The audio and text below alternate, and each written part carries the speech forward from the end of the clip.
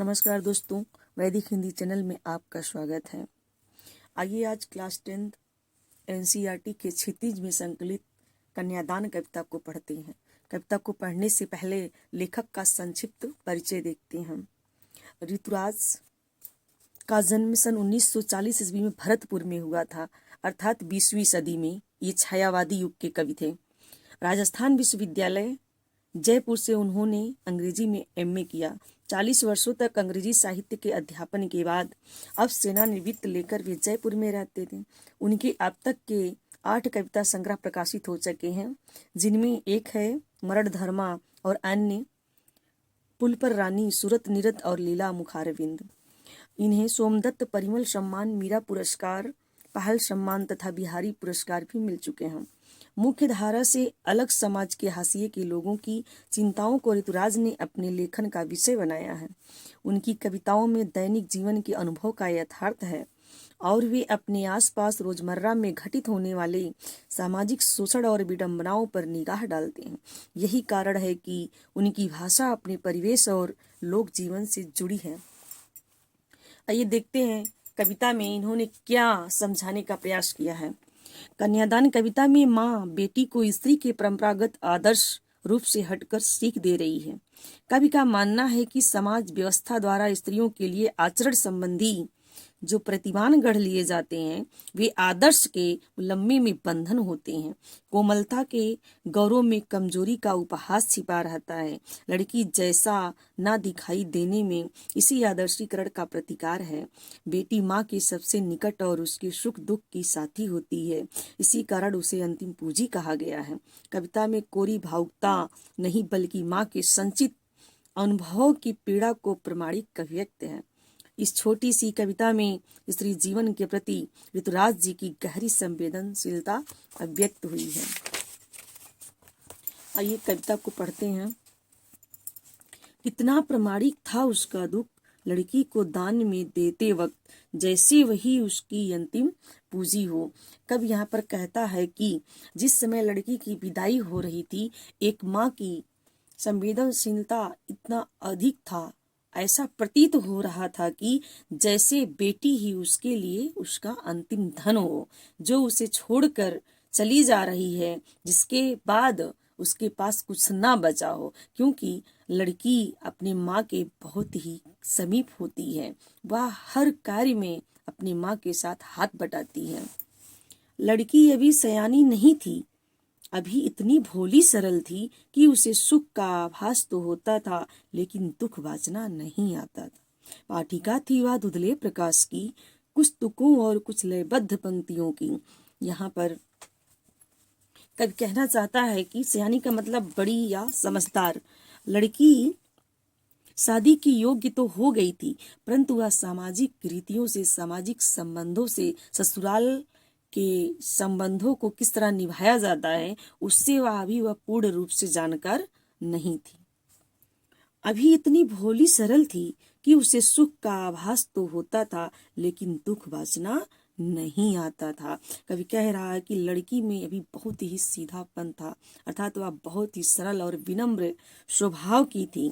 उसे अपने माँ के घर में सुख ही सुख प्राप्त हुआ था, इसलिए वह सुख को ही समझती थी, सुख के दिनों को ही जानती थी, परंतु उसे दुख कहना नहीं आता था।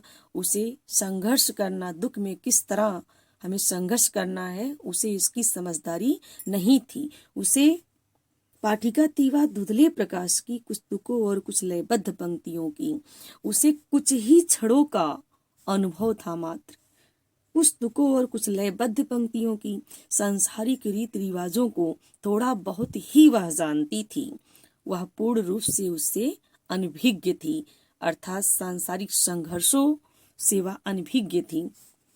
माँ ने कहा पानी में झांककर अपने चेहरे पर मत रीझना, आग रोटियां सेकने के लिए है, जलने के लिए नहीं।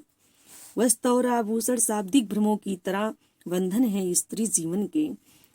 माँ अपनी बेटी को आदर्श से हटकर शिक्षा देती है, कहती है कि बेटी पानी में अपने चेहरे को, परछाई को देखकर कभी प्रसन्न मत होना, अपनी सुंदरता पर मोहित मत होना।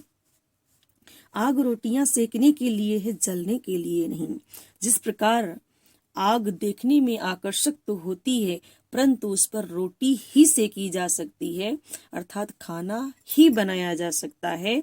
ठीक उसी प्रकार स्त्री भी होती हैं, लड़कियां भी होती हैं, उनके लिए गहने, कपड़े, ये सभी जो है भ्रम है, बंधन है स्त्री जीवन के।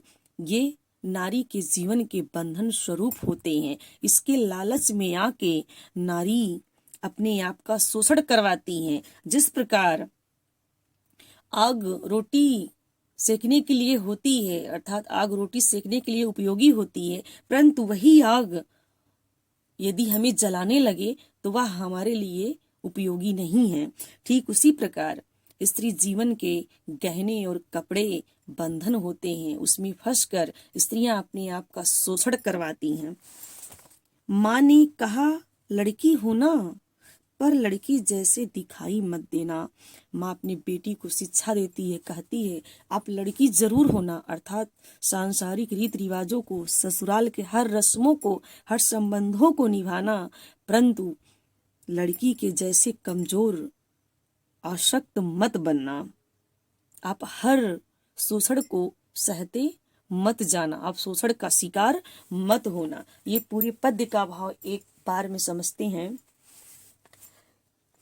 कवि कहते हैं कि एक माँ का लड़की के विदाई के समय वास्तविक दुख क्या होता है कि वह बाँच नहीं पा रहा, वह कह नहीं पा रहा है। ऐसा प्रतीत होता है कि लड़की है उस माँ के लिए मानो उसकी अंतिम धन थी, क्योंकि लड़की माँ के सुख दुख की साथी होती है।